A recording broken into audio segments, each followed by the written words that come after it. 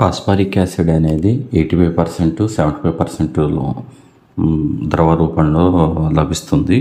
ఇది వాడటం వలన డ్రిప్ క్లీన్ కూడా అయిపోతూ ఉంటుంది. ఇంకొక విషయం ఏంటంటే కాంప్లెక్స్ ఎరువులు వాడటం వలన సాయిల్ అనేది గట్టిపడిపోతూ ఉంటుంది. ఇది వాడుకుంటే సాయిల్ కూడా లూజు వస్తుంటుంది. ఇది భూమి లోపల pHని కూడా కంట్రోలింగ్ చేస్తుంది. వేరుకుళ్ళు కూడా యాసిడ్ ఉండటం వలన వేరుకుళ్ళు కూడా కొంచెం తగ్గిస్తూ ఉంది. ఇది వాడటం వలన పూతలు బాగా వస్తాయి.